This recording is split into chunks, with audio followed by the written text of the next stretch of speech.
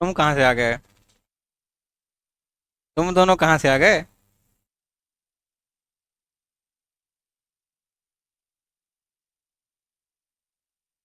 हैं? ये कहाँ नाश हुआ? शुरू करें? ओ, हम लोग पढ़ना शुरू किए थे। प्लांट ब्रीडिंग ना। सबसे पहले हम लोगों ने पढ़े थे उसके कुछ ऑब्जेक्टिव्स। पढ़े थे। क्या क्या ऑब्जेक्टिव्स थे? Higher yield, quality, disease resistance, short duration, यही सब थे ऑब्जेक्टिव। ऑब्जेक्टिव के बाद क्या पढ़ा था? Steps of plant breeding. Steps of plant breeding में क्या क्या थी स्टेप्स?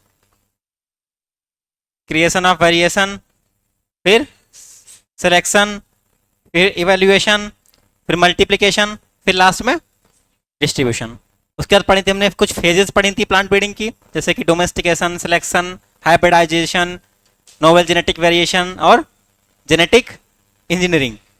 ठीक, सबसे ओल्डेस्ट फेज थी डोमेस्टिकेशन और मॉडर्न फेज जेनेटिक इंजीनियरिंग। उसके बाद हम लोग पढ़ना शुरू किए थे अचीवमेंट ऑफ प्लांट ब्रीडिंग। ये पढ़ना शुरू किए थे ना। अचीवमेंट में सबसे पहला अचीवमेंट हमने किया था semi dwarf variety of wheat and rice. ठीक। तो व्हीट वाला का, जो व्हीट की डॉर्फ वैरायटी है, उसमें जीन कौन सा है? RST1, RST2। और उसके अलावा इनका सोर्स क्या है? नॉरेंटेन। और जो तुम्हारा राइस था उसके लिए डिजीवूजन। ठीक। यहीं तक पढ़ा था। यहीं तक पढ़ा था ना। आगे बढ़े अब। चलो, दूसरा हमारा अचीवमेंट है नोबलाइजेशन of sugar cane.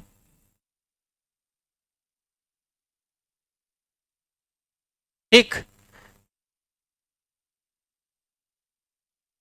Sugar cane जानते हो क्या होता है? गन्ना क्या होता है? अरे खाने वाला क्या होता क्या है?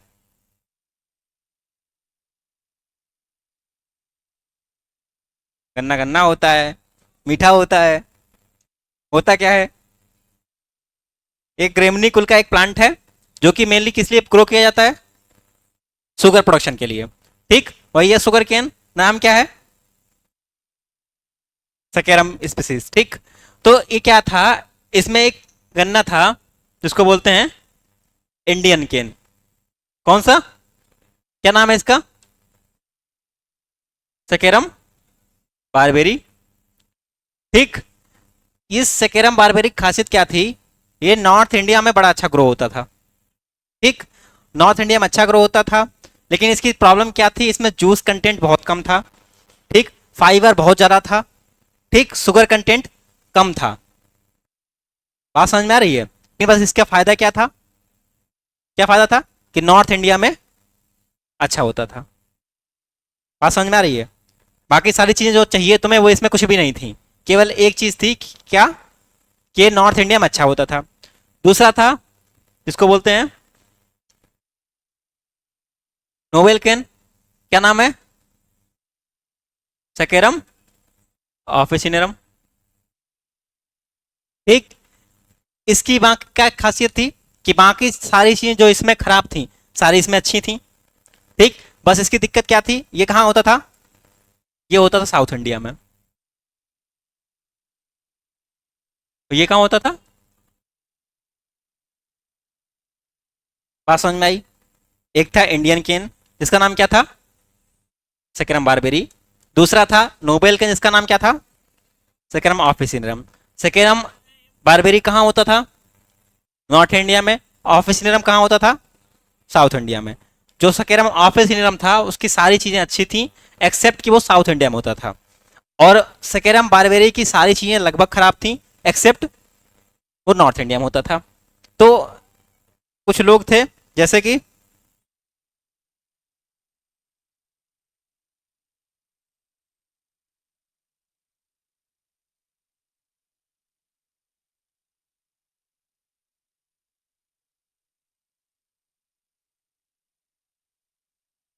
ठीक, मेनली ये दो लोग थे। कौन कौन? ठीक। और वेंकटरमन। इन दोनों ने क्या किया था? इन दोनों का आपस में क्रॉस करा दिया। जब इन दोनों का क्रॉस करा दिया गया तो क्या हुआ, जो ये नोबेल केन सेकेरम ऑफिसिनम जो कि नॉर्थ इंडिया में अच्छा नहीं होता था, अब क्या होने लगा, ये नॉर्थ इंडिया में भी अच्छा होने लगा। तो इसको बोलते हैं नोबेलाइजेशन ऑफ शुगर केन। तो नोबेलाइजेशन किसका हुआ, ऑफिसिनम का हुआ कि बारबेरी का हुआ, किसका हुआ, ऑफिसिनम का। ठीक, इसलिए इसको क्या बोला जाता है, बात समझ में आई। ठीक, अब क्या हुआ, सब चीजें अच्छी हो गई और इसके साथ साथ ये नॉर्थ इंडिया में भी अच्छा होने लगा, साउथ इंडिया में तो होता ही था अच्छा। ठीक, तो इसको बोला जाता है नोबेलाइजेशन ऑफ शुगर केन। उसके बाद क्या हुआ, जब ये नोबेल केन अच्छे से बन गया, फिर इसका क्रॉस फिर से करा दिया गया, किससे, सेकेरम स्पॉन्टेनियम से। किससे करा दिया गया, सेकेरम स्पॉन्टेनियम से। अब ये सेकेरम स्पॉन्टेनियम क्या होता है, हाँ कांस। इस सेकेरम स्पॉन्टेनियम खासियत क्या थी कि इसमें डिजीज और इंसेक्ट रेजिस्टेंस पाया जाता था। क्या थी इसकी खासियत, इसमें डिजीज और इंसेक्ट रेजिस्टेंस पाया जाता था। तो जब इसका क्रॉस इससे कराया तो इसकी बाकी चीजें तो अच्छी हो ही चुकी थी। ठीक, अब इसके साथ साथ क्या हो गई, इसमें डिजीज और इंसेक्ट रेजिस्टेंसी भी आ गई। तो इसको बोला जाता है नोबेलाइजेशन ऑफ शुगर केन। ठीक, तो बस इससे क्वेश्चन क्या क्या पूछता है, नोबेल केन क्या होता है, ठीक, इंडियन केन कौन सा है, डिजीज रेजिस्टेंस जीन कहां से ट्रांसफर किए गए, ठीक, और कौन कहां पर उगाया जाता था। तो ये लिख जाएगा, लिख लो, अगर अपने आप लिख लो तो बस यही जो शॉर्ट लिखा है यही पूछेगा।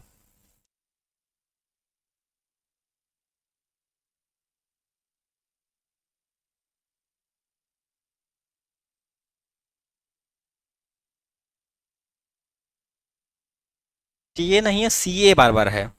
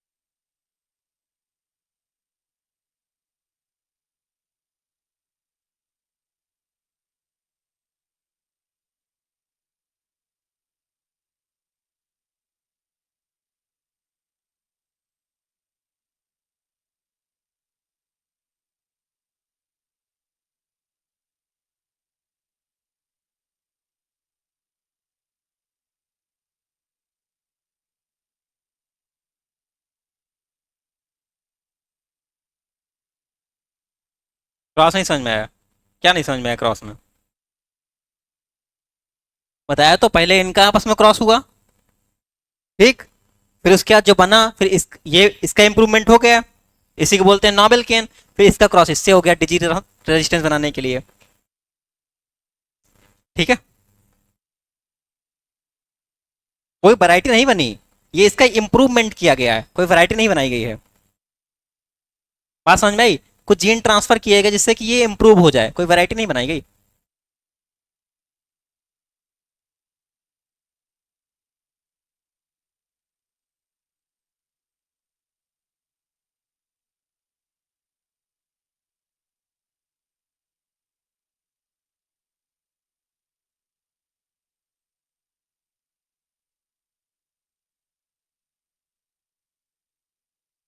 आजकल जितनी वैरायटी देख रहे हो सब किस कौन सी हैं, मतलब हाइब्रिड वाली बात नहीं, मतलब इन दोनों में कौन सा है, इन तीनों में सब ऑफिस इनरम ही है। और सब में वही वाला, सबका जूस कंटेंट अच्छा है, सबका शुगर कंटेंट अच्छा है, सबकी हाइट अच्छी है।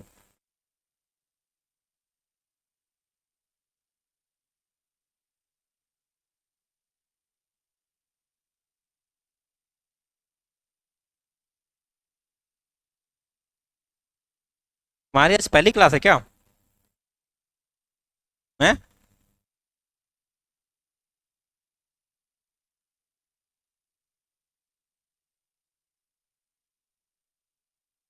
मेरे सब्जेक्ट की पहली क्लास की आज पहली क्लास है। आज पहली ही क्लास है। हैं? मेरे सब्जेक्ट का? ये मेरे सब्जेक्ट की पहली क्लास है। अरे वही तो मैं पूछ रहा था, तुमने दोनों में हाँ कर दिया। ठीक। क्वेश्चन क्या पूछेगा? Which sugar cane is grow on north India? कौन सा? Saccharum barberi. South India? In saccharum officinarum disease resistance gene transferred from saccharum spontaneum. ठीक, साइंटिस्ट। ठीक, इन्होंने ये सब काम किया कहाँ था? मतलब हाँ, स्टेट बैंक ऑफ इंडिया नहीं, सुगर केन ब्रीडिंग इंस्टीट्यूट कहाँ है? कोयम्बटूर तमिलनाडु में। तो ये सब काम कहाँ हुआ? वहीं पर हुआ। क्यों, ऐसा क्यों? यहाँ नहीं हो सकता था क्या?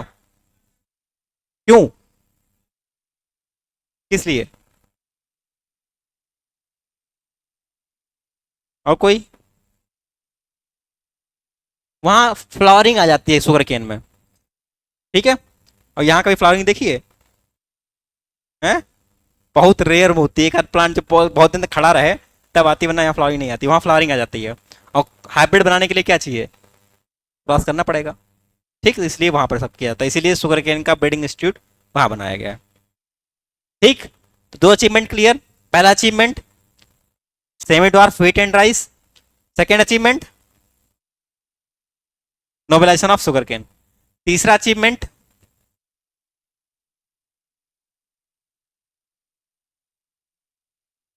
क्या? हाँ, उन्हीं लोगों ने किया था।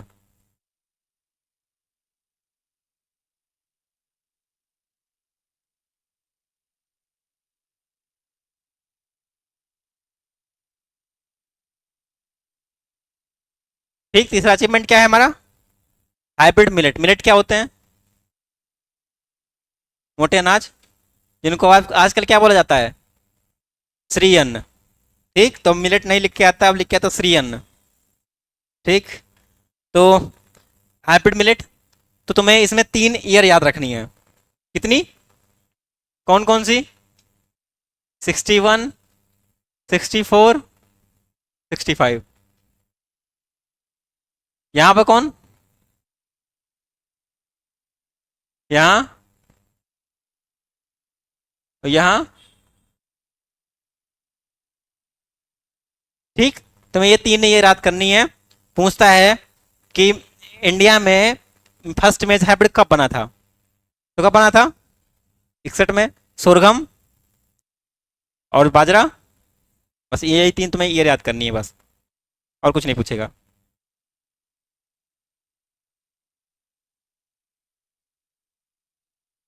नहीं पूछेगा कुछ। अरे, यहाँ है गंगा वन। यहाँ है, यहाँ। ठीक। अब प्रसन्न।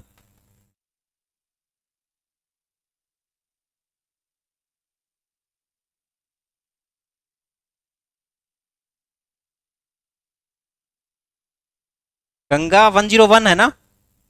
हाँ।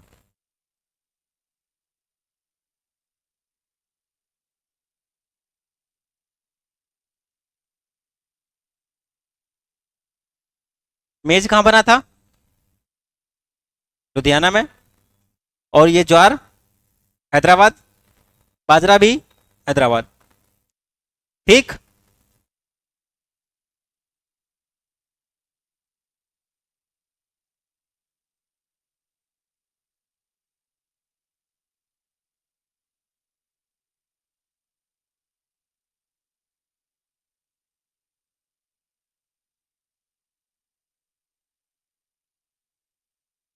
ठीक है, तो इसमें केवल यही 3 ईयर पूछता है कि कब बना था फर्स्ट हाइब्रिड। ठीक। कब बने थे मेज का फर्स्ट हाइब्रिड? ज्वार का, बाजरे का, 65 में। ठीक, ये अचीवमेंट हो गया। अगला हमारा अचीवमेंट है,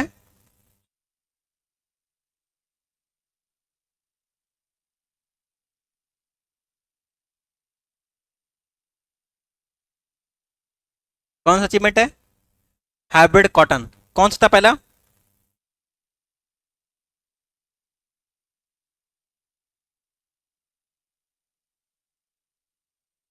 H2 नहीं, H4।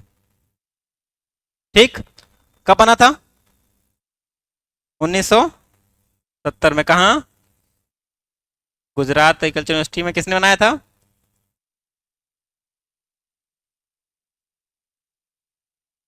और ये कैसा था?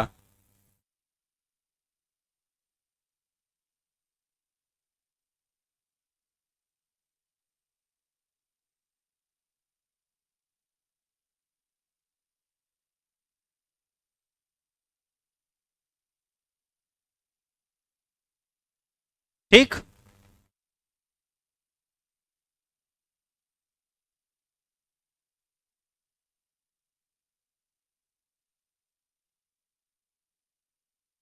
का मतलब क्या है?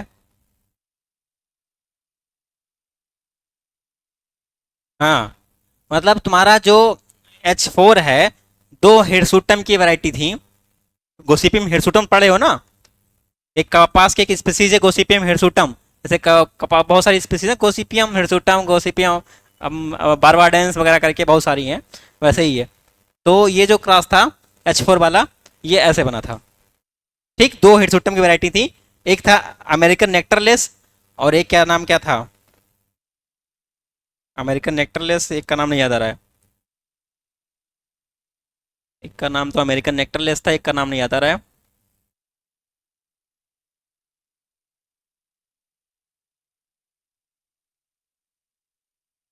क्या नाम है उसका? चलो, उसका नाम नहीं याद आ रहा है। तो उन दो वैरायटी का आपस में क्रॉस करके ये H4 बनाई गई थी। एक का नाम नहीं याद आ रहा क्या है। चलो, याद आ गया बताऊंगा। ठीक है। तो ये है हाइब्रिड कॉटन। इसमें क्या क्वेश्चन पूछता है कि पहला हाइब्रिड कॉटन किस कंट्री में बना था? तो कहाँ बना था?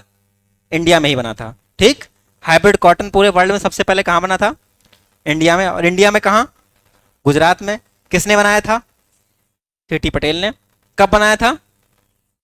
ठीक, और वो किसका क्रॉस था? हिरसुटम का। दो हिरसुटम की वैरायटी थी, एक अमेरिकन नेक्टरलेस और एक का नाम नहीं याद आ रहा है मुझे। बाकी देख लेना अपना, गूगल मिल जाएगा। उन दोनों का आपस में क्रॉस करके ये बनाई गई थी। ठीक, ये हो गया। G67 और अमेरिकन नेक्टरलेस, हाँ, इन्हीं का क्रॉस हुआ था। ठीक, यही है ना? हाँ। इंट्रा हिरसुटम का, इंट्रा का मतलब होता है विद इन। ठीक, इंट्रा हिरसुटम का मतलब दो हिरसुटम थी, गोसिपियम हिरसुटम, उनके बीच में आपस में क्रॉस करके बनाया था।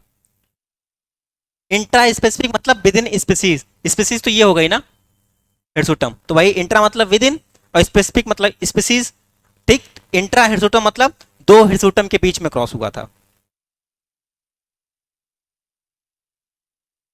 अभी ये थोड़ा जब हाइब्रिडाइजेशन वाला चैप्टर आएगा तब ये बताऊंगा, interspecific, intraspecific, intergeneric, intrageneric, intervarietal. इसलिए अभी यहाँ बहुत ज़्यादा नहीं बता रहा हूँ।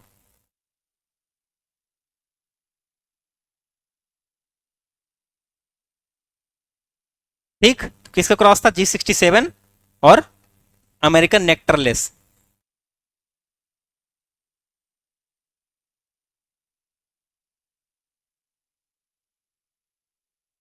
ठीक, आगे बढ़े। हो गया?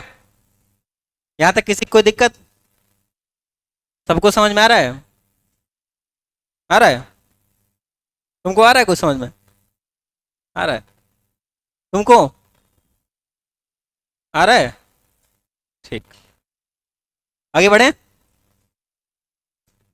अगला अचीवमेंट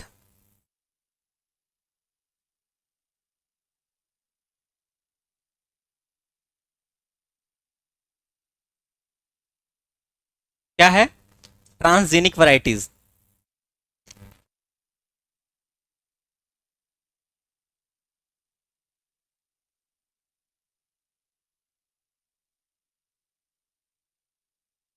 कभी नाम सुना है ट्रांसजेनिक? तुम लोगों ने तो सुना है, कभी सुना है तुम लोगों ने? सुना है कभी ट्रांसजेनिक? क्यों नहीं सुना? अरे बाकी तो लोगों ने सुना होगा, जिन लोगों ने पढ़ा है उन्होंने तो सुना ही होगा।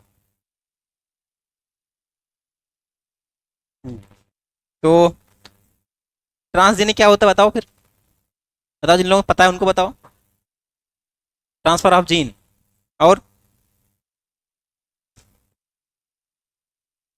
ट्रांसफर ऑफ जीन कोई भी ट्रांसजेनिक हो सकती है फिर तो।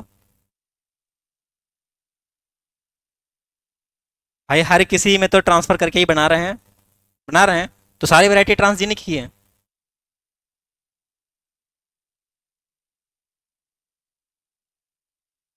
बोलो। अरे जिनको पता है कम से कम वो तो बोले।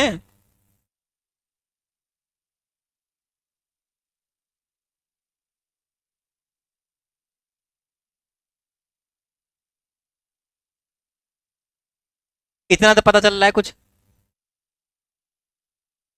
जेनिक मतलब कुछ जीन से रिलेटेड होगा।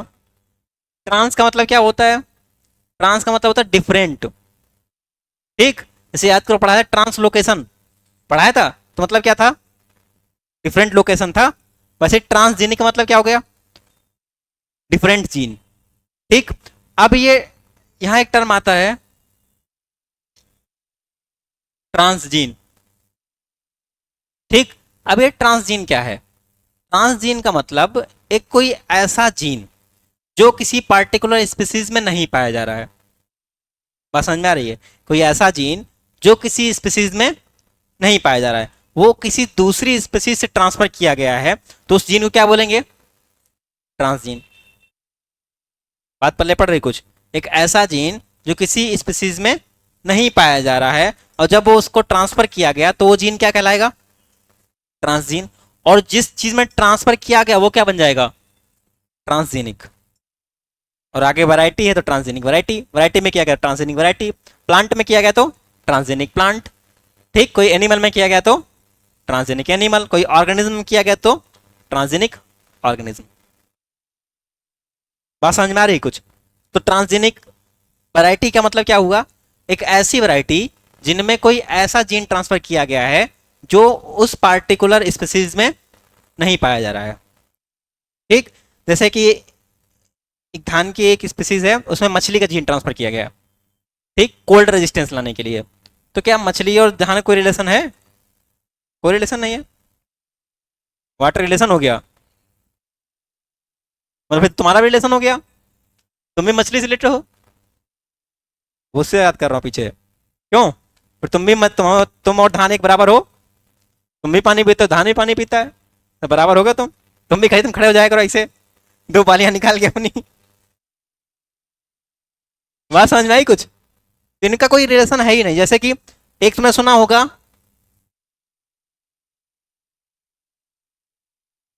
सुना है, खूब सुना होगा, बीटी कॉटन। बीटी कॉटन क्या है? एक ट्रांसजीनिक है। इसमें क्या किया गया है? कॉटन में बैक्टीरिया का जीन ट्रांसफर किया गया है। तो कॉटन और बैक्टीरिया में कोई रिलेशन है? कोई रिलेशन नहीं है, लेकिन जीन ट्रांसफर किया गया है।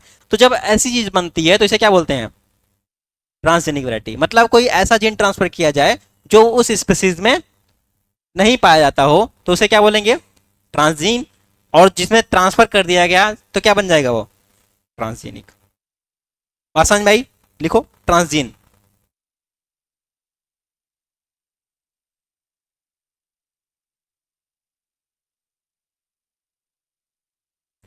Transgene, A gene,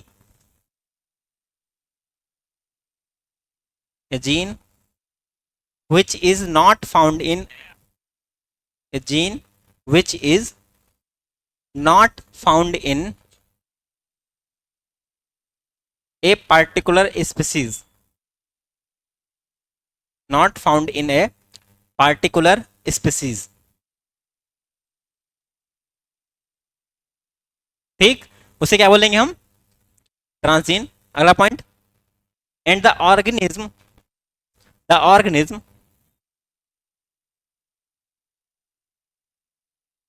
in which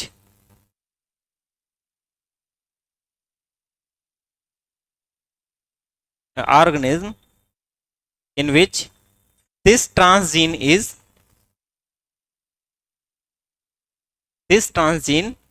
inserted, this transgene is inserted, become transgenic.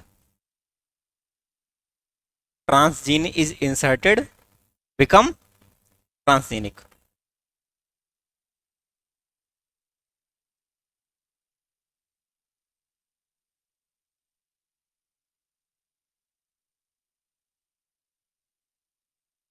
ठीक, ये समझ में आई ट्रांसजेनिक वैरायटी क्या है।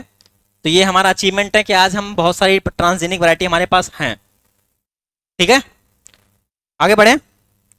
ये हो गए हमारे कुछ अचीवमेंट। क्या क्या अचीवमेंट हुए बोलो। स्वामी डॉर्फ, क्या व्हीट एंड राइस, अगला नोबलाइजेशन ऑफ शुगर केन, अगला हाइब्रिड मिलेट, अगला हाइब्रिड कॉटन और ट्रांसजेनिक वैरायटी। इसके अलावा बहुत सारे अचीवमेंट हैं, लेकिन ये बहुत कॉमन है जो पूछे जाते हैं। ठीक, आगे बढ़े। अब जब हमने इतनी सारी चीज़ें कर ली, तो इसके साथ साथ हमें कुछ चीज़ें और मिली जिनको बोलते हैं अनडिजायरेबल कॉन्सिक्वेंसेस।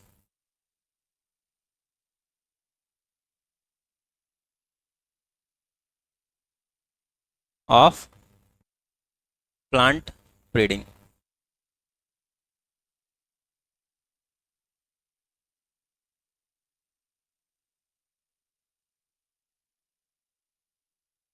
तो नाम से पता चल रहा हो कुछ। अनडिजायरेबल मतलब हिंदी बताने लगते हैं, इसका मतलब क्या है। अब मैं पूछूंगा अगर अवांछित का मतलब क्या हुआ, तब क्या बताओगे। अनडिजायरेबल, जो चाहिए नहीं वैसा हो जाए। ठीक, वही है अनडिजायरेबल, जो हमें नहीं चाहिए वैसा हो जाता है तो उसको बोलते हैं अनडिजायरेबल। ठीक, मतलब हम इतनी प्लांट ब्रीडिंग कर रहे हैं तो हर समय हम पॉजिटिव नहीं रह सकते, कुछ ना कुछ चीजें हमारे साथ निगेटिव भी होती जा रही हैं। ठीक, जैसे कि सबसे पहला जो हमारा है वो है जेनेटिक इरोजन।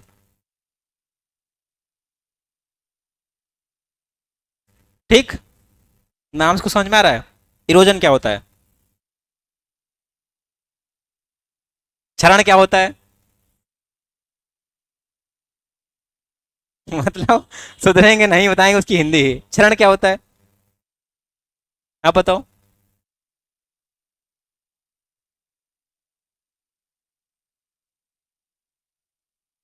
कोई चीज का लॉस हो जाना, खत्म हो जाना, गायब हो जाना, यही क्या है इरोजन। और जेनेटिक इरोजन जीन्स का लॉस हो जाना। तो हम क्या कर रहे हैं, तो देखो लगातार हम सेम काम करते जा रहे हैं। ठीक, करते जा रहे हैं। तो फार्मर भी क्या करता है,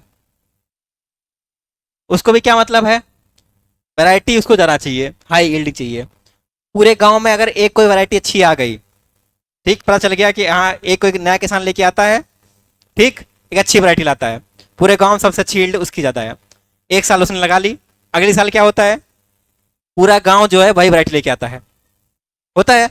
और जब पूरा गांव वही वैरायटी लेके आएगा तो क्या होगा, धीमे धीमे जो बाकी पुरानी वैरायटी थी वहां पर जो चल रही थी वो क्या होंगी, धीमे धीमे खत्म हो जाती हैं।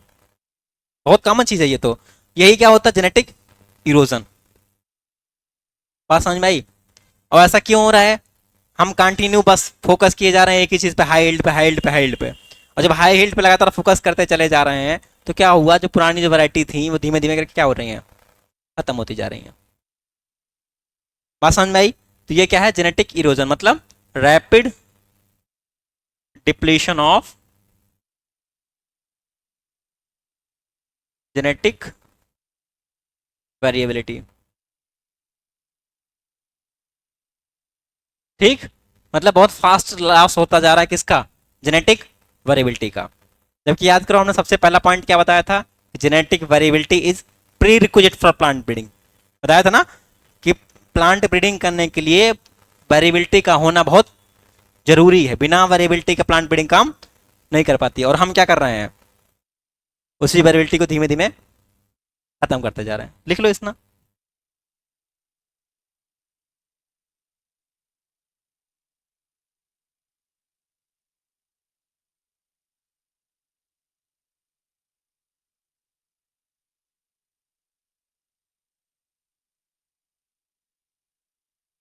ऐसा कोई दूसरा सब्जेक्ट है जो अपनी बुराई खुद करता हो? बताओ। केमिस्ट्री अपनी बुराई कब करती है?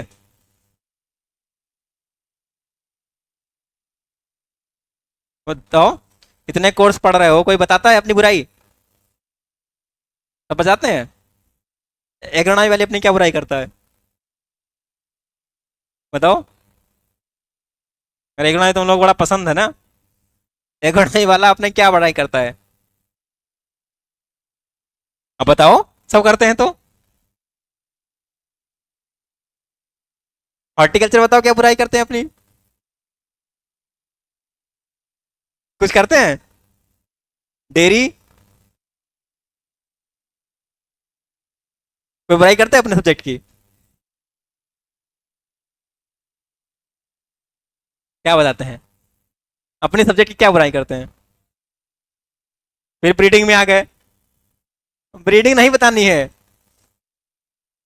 एंटोमोलॉजी अपनी क्या बुराई करते हैं? अरे वो तो बताते हैं कीड़ा इसको मारना ही उनका वही काम ही है, बुराई क्या बताते हैं? क्या क्वालिटी? किसका? मिल्क की क्वालिटी खराब हो जाती है तो ये बुराई थोड़ी ना हो गई। वो तो चाहते हैं कि हम और इम्प्रूव करें। कभी कोई कहता है कि हमारे काम करने से हमारी बुराइयां हैं? भाई हम तो बता रहे हैं कि हम काम करते हैं, अच्छा कर रहे हैं, लेकिन हमारे साथ कुछ बुराइयां भी हैं। वो ये हैं, हमारी बुराइयां ये हैं। इनसे हमको बचना है। हम प्रयास कर रहे हैं इनसे बचने के लिए। नहीं हो पा रहा है क्योंकि इसमें हमारी गलती नहीं, सबकी मिलीजुली गलती है। हैं? सबकी सबकी है, सब क्या करें। किसान जो चाहता है हम भी वही करते हैं, तो हमको क्या देखना, हमारा टारगेट किसान है। बाकी हमें क्या मतलब। हम भी बस अपना नया नया करते जा रहे हैं। ठीक। ये हो गया। अगला। Narrow genetic base. ये क्या है? नैरो समझ में आ रहा होगा। नैरो क्या होता है? सकरा क्या होता है?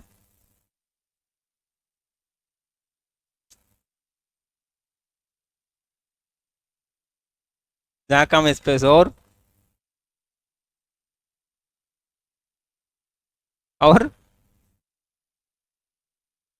बताओ भाई सकरा क्या होता है? अब सकरा नहीं पता अब। अभी नैरो माने सकरा पता था, अब सकरा माने क्या वो नहीं पता है।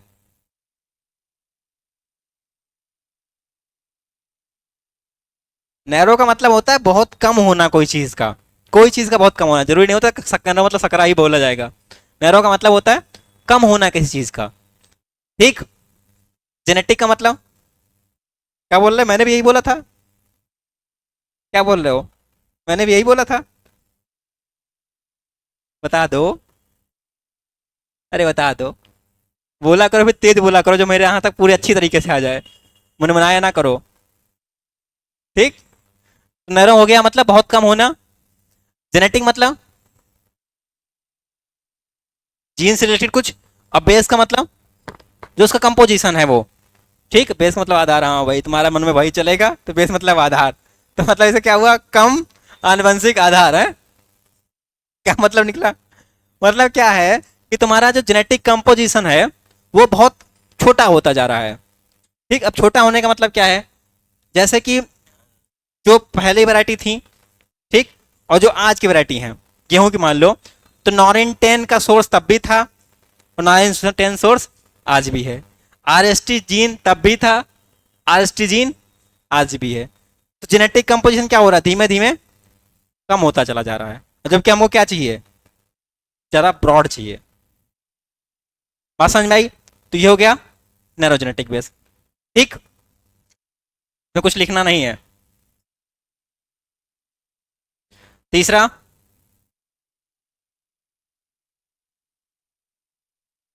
ससेप्टिबिलिटी टू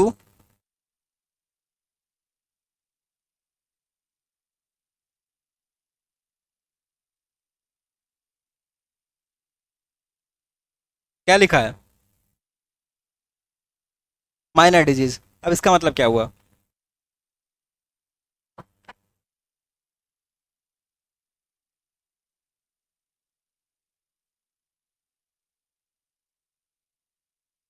बताओ, माइनर डिजीज क्या होते हैं? हाँ, पढ़ा होगा माइनर डिजीज, माइनर इंसेक्ट, जो बहुत पहले बहुत कम लॉस पहुंचाते थे। ठीक। जब हम लोग ब्रीडिंग करते हैं तो हम क्या फोकस करते हैं, जो मेजर चीज होती है उस पर। ठीक। जैसे अगर इंसेक्ट रेजिस्टेंस वैरायटी बनानी है तो हम केवल उस इंसेक्ट पे फोकस करें जो सबसे ज़्यादा लॉस करता है। ठीक। डिजीज रेजिस्टेंस अगर बनानी है तो उस डिजीज पे फोकस करेंगे जो सबसे ज़्यादा लॉस करता है। बाकी पे सब, क्योंकि सारे डिजीज पे एक साथ फोकस नहीं कर सकते। ठीक। तो क्या होता जा रहा है, हम मेजर डिजीज धीमे धीमे सप्रेस करते जा रहे हैं। लेकिन क्या हो रहा है, जो हमारे माइनर डिजीज हैं जिन पे हम ज़्यादा फोकस नहीं करते हैं, वो क्या हो रहे हैं, माइनर डिजीज आज मेजर में कन्वर्ट हो जा रहे हैं। ठीक। जैसे तुम लोग एंटोमोलॉजी बड़ा अच्छा पढ़ते होगे, तो कुछ एग्जाम्पल भी देते होंगे सर तुम्हें। जैसे ये डिजीज पहले, इंसेक्ट पहले नहीं लगता था, आजकल बहुत ज़्यादा लग रहा है, बताते होंगे ना। क्या? डायमंड बैक मौत किस पे पहले लगता था? पहले लगता था। हाँ, तो आप बताओ, वहां से आके मक्के में आने लगा है। तो ये क्या है, ये पहले माइनर था, वहां कोई इंपॉर्टेंस नहीं था उसका, लेकिन आज क्या है, वो धीमे धीमे करके मेजर पेस्ट बनता जा रहा है। तो ये बहुत बड़ी कमी है कि हम मेजर मेजर पे फोकस करते करते क्या हुए, जो हमारे माइनर थे उन पे फोकस नहीं कर पा रहे हैं। तो जो माइनर थे वो आज किस में कन्वर्ट हो गए हैं, मेजर में। तो ये हमारा अनडिजायरेबल चीज है। ठीक। कोई दिक्कत? इसमें कोई लिखने की जरूरत तो है नहीं? क्यों? लिखने की जरूरत है इसमें? क्या लिखोगे, माइनर कन्वर्ट इनटू मेजर, इतना लिखना हो तो लिख लो। Minor disease converted into major disease, बस। और क्या इसमें लिखना है? और लास्ट जो हमारा है,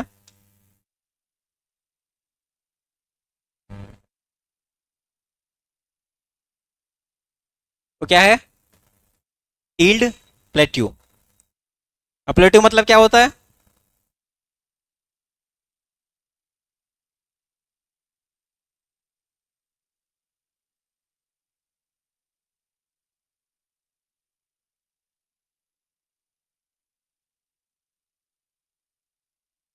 प्लेट्यू मतलब क्या होता है? नहीं, आ जाइए, सुनिए।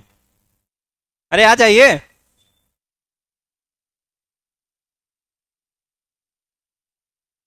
बताओ प्लेट्यू क्या होता है?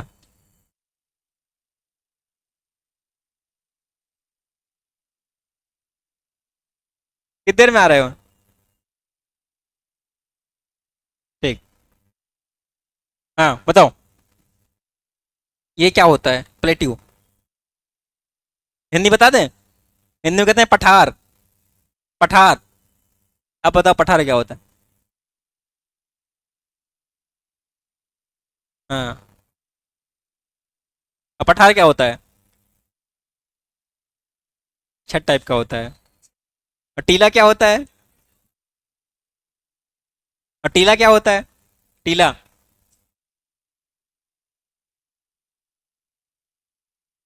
ऐसे नहीं, पत्थर मारो आराम से, यहाँ नहीं, रूम पे जाके। देखो, प्लेट्यू बता रहे हैं जैसे कि एक तरह की जब समतल हो जाती है भूमि, उसी को बोलते हैं। तो यहाँ क्या लिखा हुआ है, ईल्ड प्लेट्यू। मतलब देखो, हर किसी की कैपेसिटी है ना ईल्ड देने की। अब चाहो तुम कि गेहूं है, गेहूं तुम्हारा 1 टन ईल्ड देने लगे, क्या ऐसा पॉसिबल है? नहीं पॉसिबल है। नहीं है ना। मान लो, अब जो गेहूं की ईल्ड कितनी है, अभी कितनी आ रही है 1 हेक्टेयर में? अरे 1 हेक्टेयर खेत में गेहूं की ईल्ड कितनी है, आ जाती इतनी? 40-50 कुंटल आ जाती है। कितना पढ़ते हो? अरे कितनी टिक करते हो, ऑप्शन मात्र कौन मारते हो? गेहूं नहीं पढ़ा? नहीं पढ़ा गेहूं अभी? अभी कौन सी क्रॉप पढ़ाई गई? हॉर्टिकल्चर पढ़े हो? हॉर्टिकल्चर में ईल्ड लिखाई जाती है। कौन सी क्रॉप पढ़े हो? कौन सी पढ़े हो? मैंगो पढ़े हो? और वेजिटेबल नहीं पढ़े कोई? ठीक। मैंगो में कुछ लिखाया क्या होगा, पर प्लांट कोई ईल्ड कुछ बताई गई होगी, कितनी बताई गई? 8? 8 आम? किलो? अरे तो पूरी यूनिट में तो बताओ। 8 बोल दिया, अब 8 क्या? ग्राम? आम? 8 टन? 8 टन एक पेड़ में?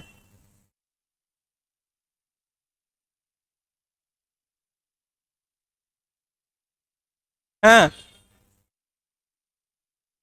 1 हेक्टेयर में 8 टन मिल जाती है? कुछ ज्यादा नहीं हो गया ये? हाँ, तुम गूगल करके बता दो। अब कह रहे हो हॉर्टिकल्चर में मैंगो पढ़ाई गई है ना? अरे कुछ तो हाँ ना बोला करो। तो वहां ईल्ट नहीं बताई गई? नहीं बताई गई? मतलब तुमने आज तक जीवन में कभी कोई ईल्ट पढ़ी ही नहीं है?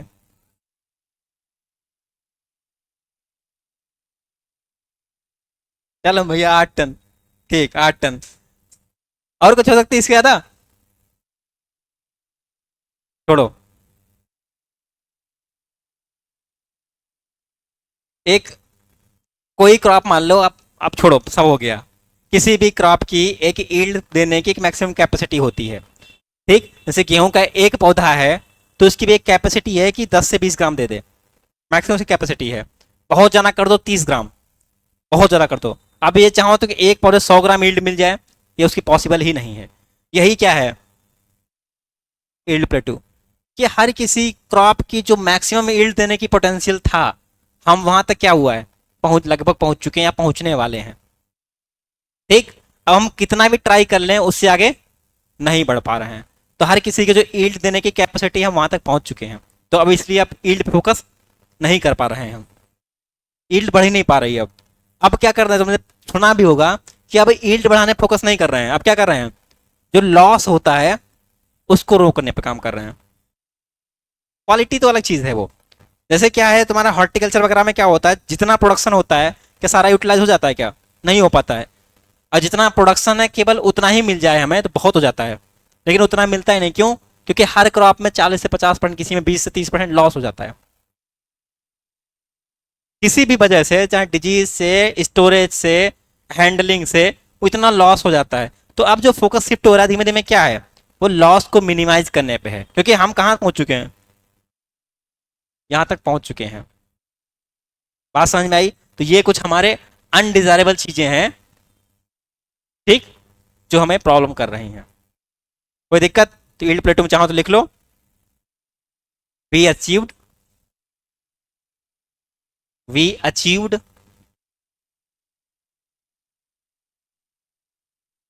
मैक्सिमम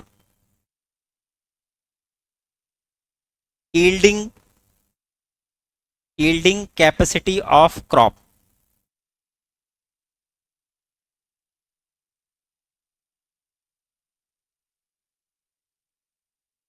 and we cannot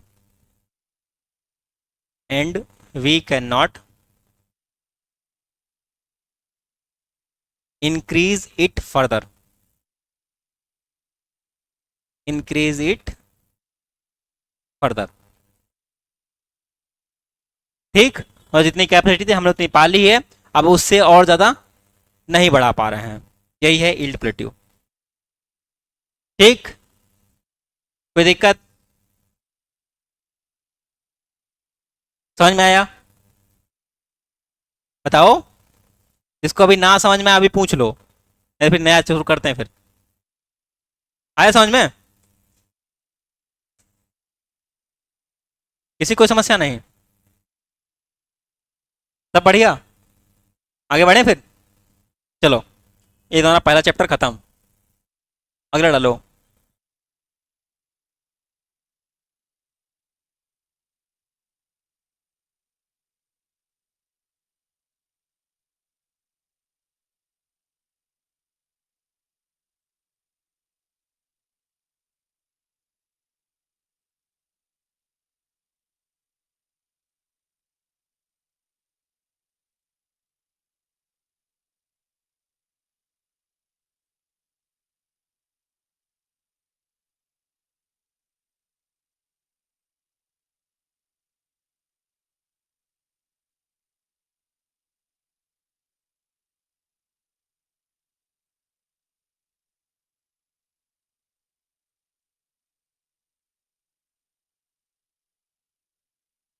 ठीक। तो हम लोगों ने पढ़ा था, ये सब सुना था ना, डोमेस्टिकेशन क्या होता है, वाइल्ड स्पीसीज को ह्यूमन मैनेजमेंट में लाने को ही क्या बोलते हैं, डोमेस्टिकेशन। ठीक। तो अब हमें क्या पढ़ना है कि डोमेस्टिकेशन कैसे स्टार्ट हुआ, क्या करना शुरू किया, कैसे कैसे आगे स्टेप बढ़ते चले गए। तो जब किसी चीज को डोमेस्टिकेट किया गया, ठीक, तो क्या क्या देख के डोमेस्टिकेट किया गया होगा, बताओ कुछ भी आइडिया लगाओ कि, नहीं मतलब किसी चीज को डोमेस्टिकेट किया गया होगा तो क्या देख के किया गया होगा।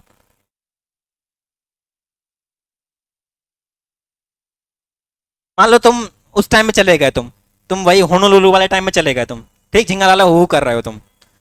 अब तुम्हें क्रॉप के बारे में कोई आइडिया नहीं है, कौन सी क्रॉप लगी क्या है, तुम डोमेस्टिकेशन स्टार्ट कर रहे हो, ठीक, कैसे स्टार्ट करोगे तुम।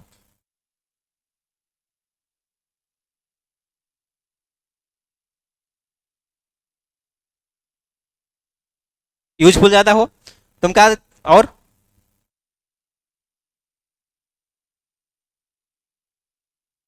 बताओ बताओ। अपने आप को इमेजिन नहीं कर पा रहे कि हम उस जमाने में हैं।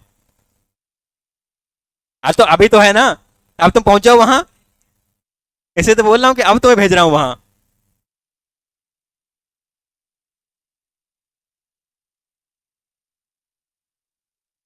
उस टाइम जब डेवलप नहीं था, तो तुमको ही पता है, एक छोटा बच्चा होता है, ठीक, छोटा बच्चा, उसे कुछ ज्यादा पता नहीं होता है, उसके सामने बहुत सारी चीजें रख दो, ठीक, वो क्या चुनेगा, क्या चुनेगा उनमें से, हैं? जो उसे पसंद आएगा, अट्रैक्टिव लगेगा, वो कुछ भी हो सकता है, वो कुछ भी हो सकता है ना, भले तुम्हारे काम का हो ना हो, उसके काम का हो ना हो, वो क्या देखेगा, बस मजा आ रही है उसको।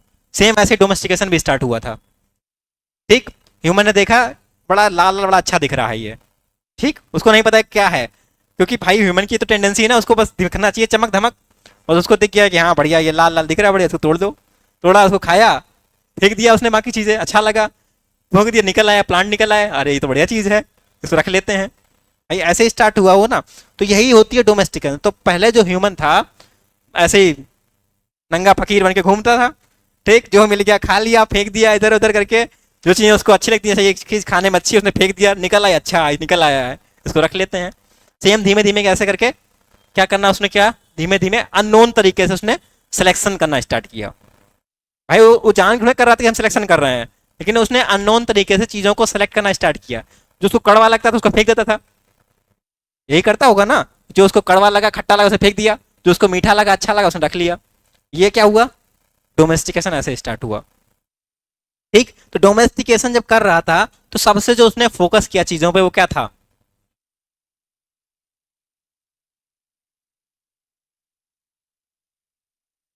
बात समझ में आ रही है, कि डोमेस्टिकेशन टाइम भी सबसे इंपॉर्टेंट चीज क्या थी, सिलेक्शन, इसीलिए सिलेक्शन को बोला जाता है।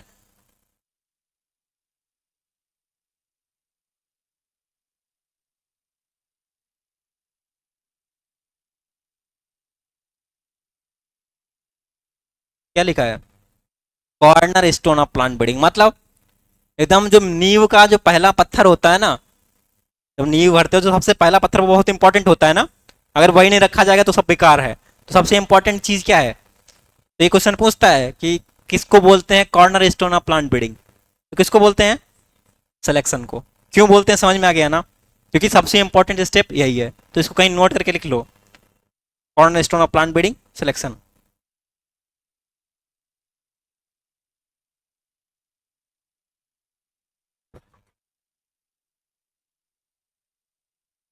हाँ,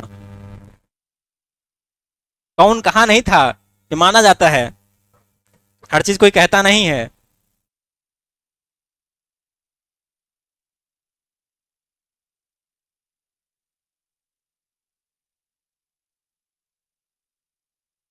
इसे एक, इस समय एक ऐड आया करता है, घर बनवाते टाइम सीमेंट केबल, और किसका एडवर्टाइजमेंट है वो, उसी का लेना, हाँ उसी का लेना, ठीक। तो किसने कहा था ये, अरे तो कहा था ना, किसने, पता तुम्हें पता है, किसी ने कहा, अरे यार,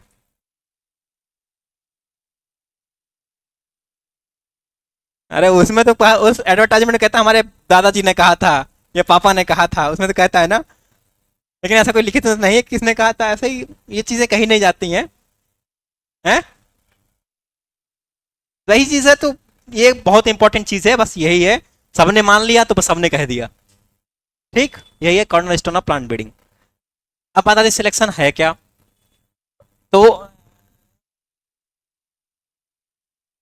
क्या है, डिफरेंशियल रेट ऑफ रिप्रोडक्शन, ये है सिलेक्शन। ठीक, इससे पहले लिखा है तुम्हें कि identification and isolation of desirable, लिखा था कि आइडेंटिफाई करना और आइसोलेट करना। लेकिन अब यहां क्या लिखा रहे हैं, differential rate of genotype selection. वो जो लिखाई थी वो थी सिलेक्शन की प्रोसेस, ये क्या है सिलेक्शन की डिफिनीशन। अब दोनों में अंतर क्या है, सिलेक्शन प्रोसेस मतलब क्या है, कैसे सिलेक्शन करते हो, उसमें आइडेंटिफाई करते हो और सेलेक्ट कर लेते हो। लेकिन सिलेक्शन है क्या चीज, तो क्या लिखा हुआ है, differential rate of reproduction.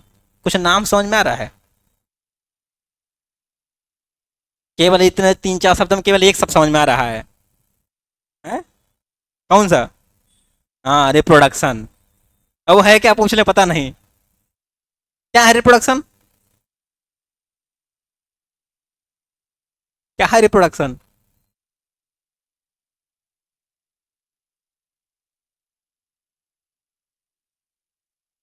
Zygote बना रिप्रोडक्शन हो गया, और हाँ, जो तरह तरह के विचार दिमाग में चल रहे हैं, लेकिन क्या है रिप्रोडक्शन नहीं पता। भिन्न भिन्न प्रकार के दिमाग आ रहे होंगे। हैं? दो टाइप की होती है, होता क्या है ये तो बता दो, दो टाइप की तो बाद में बताना है। किसी प्रोडक्ट को दोबारा बनाना, ये चलो कुछ हो, ये तो मैन्युफैक्चरिंग हो गई। ठीक है, और रिप्रोडक्शन क्या है, एक प्रोसेस है जिसमें कोई भी प्रोजनी, कोई भी पेरेंट्स या कोई भी ऑर्गेनिज्म अपने जैसी प्रोजनी को प्रोड्यूस करता है। ठीक, रिप्रोडक्शन केवल ऑर्गेनिज्म के लिए यूज किया जाता है, प्रोडक्ट के लिए रिप्रोडक्शन यूज नहीं करते। ठीक, वहां मैन्युफैक्चरिंग यूज करते हैं। ठीक है, तो ये हो गया रिप्रोडक्शन की अपने जैसी प्रोजनी को बनाना। ऊपर क्या लिखा हुआ है, रेट। रेट क्या होता है,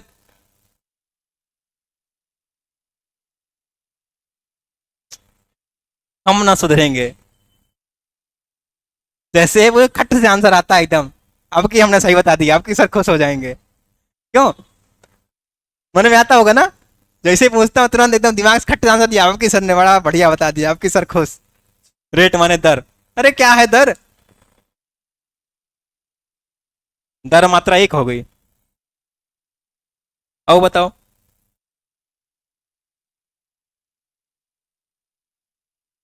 चलो डिफरेंशियल रेट बता दो फिर, पूरा मिला। डिफरेंशियल मतलब डिफरेंट मतलब अलग अलग। ठीक, तो डिफरेंशियल रेट का मतलब जो अलग अलग रेट का मतलब कोई कम कर रहा है, कोई ज्यादा कर रहा है। ठीक, हम भी वही मारता रहे हैं, लेकिन दर नहीं बोलना है ना। ठीक, डिफरेंशियल रेट का मतलब कि कैसा उनका मतलब उनका मल्टीप्लीकेशन रेशियो है वो कैसा है।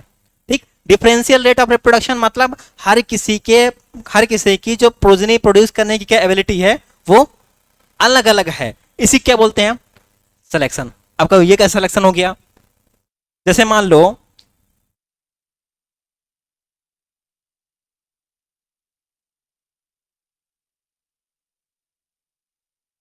ये दो थे, एक था ए एक था बी। ठीक, इसके पास थे दो सीड, इसके पास भी थे कितने सीड, दो सीड। ये प्लांट है, ए प्लांट है एक बी प्लांट है, दोनों के पास दो सीड है।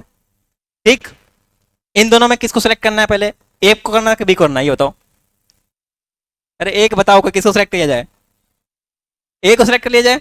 ठीक, मान लो इसको तुमने सेलेक्ट कर लिया। ठीक, और वही कहानी कि जो झिंगराला हु टाइम में हो, इसको सेलेक्ट कर लिया, ले आए अपने घर में, इसको खाए, इसको फेंक दिए, अपने घर के आसपास फेंक दिए। अब ये दो से कितने हो गए, कितने हो गए, चार। चार से फिर हो जाएंगे, कितने हो जाएंगे, 8 हो जाएंगे। यहां क्या हो रहा है, यहाँ कुछ हो रहा है क्या, यहाँ जहां थे वहीं रहे भी होंगे, सड़ भी गए होंगे, खराब भी होंगे, कुछ पता है इनके बारे में। तो यहाँ कितना रहा 2, यहाँ कितना हो गया 8। तो दोनों में रिप्रोडक्शन में डिफरेंस आ गया। और ऐसा क्यों आया? क्योंकि तुमने क्या किया था, क्यों किया था सिलेक्शन। तो इसी को बोलते हैं डिफरेंशियल रेट ऑफ रिप्रोडक्शन। बात समझ में आई? क्यों बोलते हैं differential rate of reproduction selection को? क्योंकि सिलेक्ट करने के बाद दोनों के रिप्रोडक्शन रेट में डिफरेंस आ जाता है। जिसको सिलेक्ट किया उसका रिप्रोडक्शन रेट हाई हो जाएगा, जिसको नहीं किया उसका लो हो जाएगा। इसीलिए इसको बोला जाता है डिफरेंशियल रेट ऑफ रिप्रोडक्शन। तो इस डिफिनेशन को लिख लेना। ये ऐसे ही लाइन आती है, इसको क्या कहते हैं? Differential rate of reproduction is called as.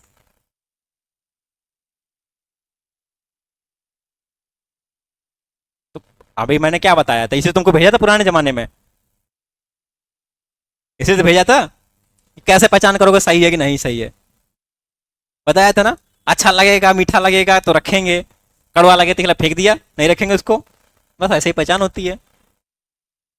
ये तो अब टेक्निक आई है ना कि हम ये मशीन डाल देंगे, ग्रेडिंग कर देंगे, वो कर देंगे, इतना इसका क्वालिटी ऐसी ऐसी। पहले कहाँ दोस्त था, पहले सब यही हमारा टेस्टर था। सब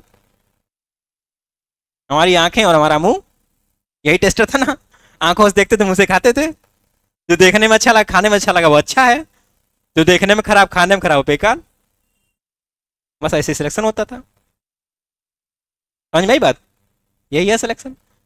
ठीक, यहां तक बात समझ में आ गई सबको? अब बात आती है सिलेक्शन के टाइप। तो सिलेक्शन के जो टाइप होते हैं, कितने टाइप का होता है?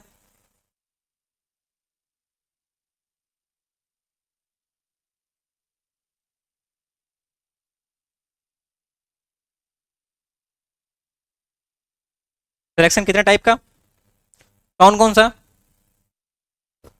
एक होता है नेचुरल, एक होता है आर्टिफिशियल। बता दो कुछ। नेचुरल माने प्राकृतिक, आर्टिफिशियल माने कृत्रिम।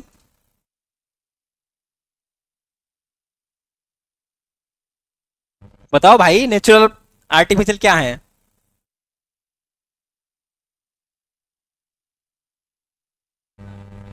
जो क्रॉस करवाते हैं वो सिलेक्शन हो गया, आर्टिफिशियल सिलेक्शन हो गया। अच्छा, बाय ह्यूमन, हाँ। हाँ ये तो ठीक, चलो एक तुम टर्म लास्ट में बोल दिए बाय ह्यूमन, वो तो ठीक हो गया। अब इसका भी तो कुछ बताओ। बाय बिना ह्यूमन के हो, ठीक। और कोई?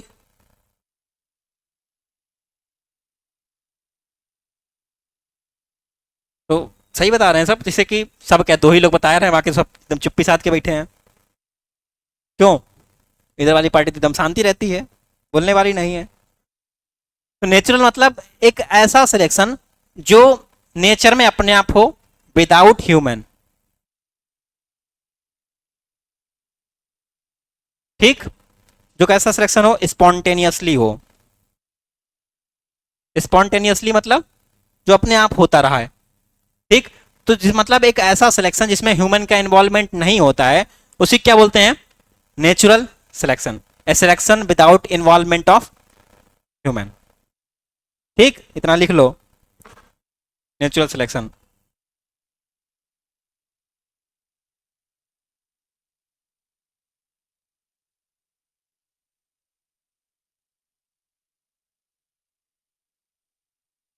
देखो आ गए क्या? अरे देख लो, किसी दूसरे क्लास को डिस्टर्ब नहीं करना चाहिए।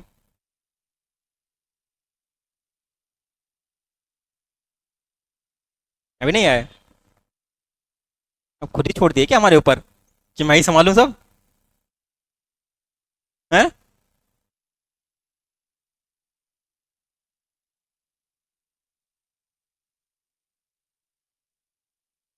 मेरी आदत नहीं है कि कभी एक दूसरे का खराब करने की। ये तुमने इतने इतने से पढ़ाते देखा होगा मुझे, तुम लोगों ने देखा होगा, मैं लगभग यही रहता है मेरा, कितना एक दो मिनट इधर उधर बस।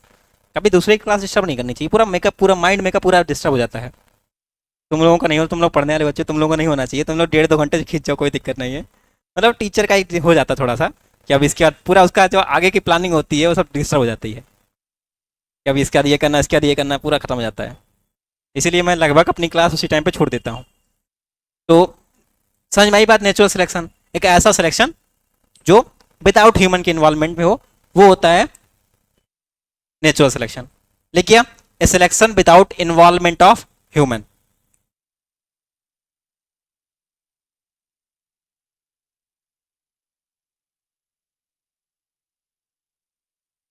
ठीक,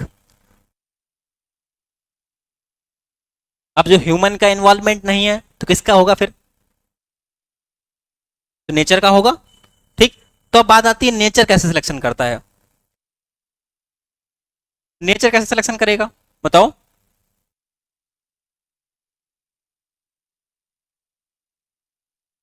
एक करता है किसके बेस पे? सर्वाइवल के बेस पे। और एक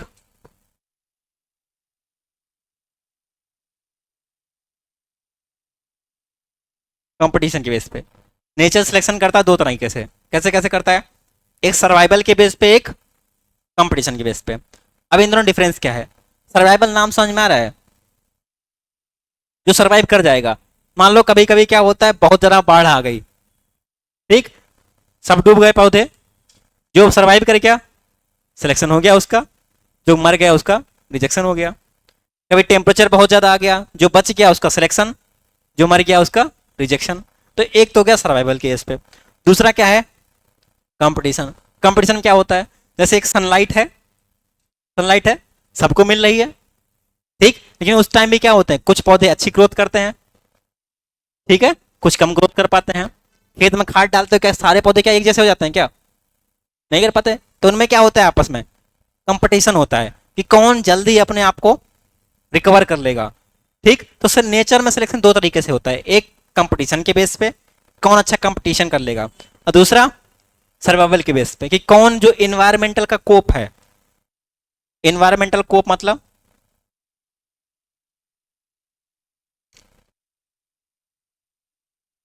कभी रामायण वगैरह पढ़ी होगी तो लिखा होगा कोप भवन, सुना था ना, कि कह कही थी कोप भवन में चली गई, सुना था ना, पढ़ा है। तो कोप भवन क्या था? कोप भवन क्या था? अंडरग्राउंड हो गई, हाँ, मतलब जहां लोग रूठ के चले जाते थे वही क्या होता है, कोप भवन। तो वैसे ही इन्वायरमेंटल को मतलब जब इन्वायरमेंट एकदम क्रोधित हो गया, ठीक, अब क्रोधित का मतलब क्या होगा, मतलब कभी आंधी दे दी, कभी तूफान दे दिया, कभी पाला ओला जो भी है, जितनी कैलामिटीज होती हैं उन्हें में जो भी सर्वाइव कर गया तो उसके बेस पे सिलेक्शन हो गया। तो ये हो गया सर्वाइवल के बेस पे। और दूसरा कंपटीशन, जो रिसोर्स के लिए जितना कंपटीशन कर जाता है। तो बस यही है तुम्हारा नेचुरल सिलेक्शन। इस नेचुरल सिलेक्शन में कोई दिक्कत? नेचर सिलेक्शन कितने तरीके से करता है? कौन कौन सा? कंपटीशन और सर्वाइवल, बस इतना ही पूछना है और कुछ पूछना नहीं इसमें। ठीक, अब बात आती है किसका? आर्टिफिशियल। अब ये आर्टिफिशियल सिलेक्शन क्या होगा? Involvement of human. लिख लो डिफिनीशन वही, सिलेक्शन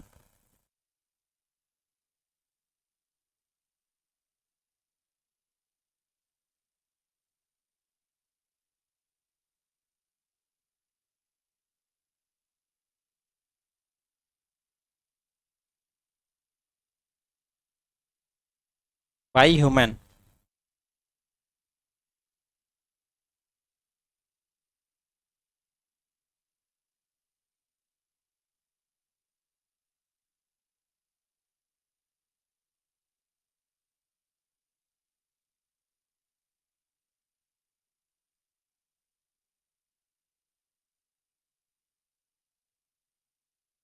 अब आ जाती है ह्यूमन के सिलेक्शन की बात। तो जो ह्यूमन सिलेक्शन करता है, ये करता है कितने टाइप का? तीन टाइप का। एक होता है डायरेक्शनल,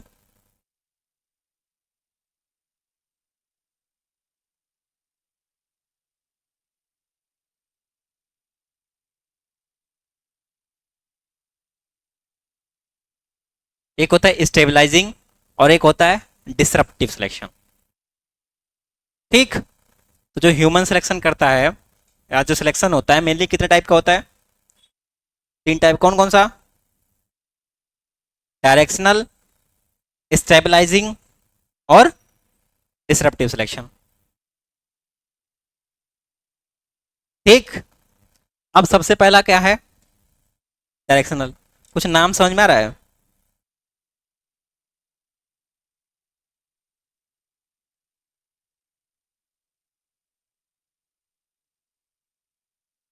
लिया जाए कि छोड़ दिया जाए?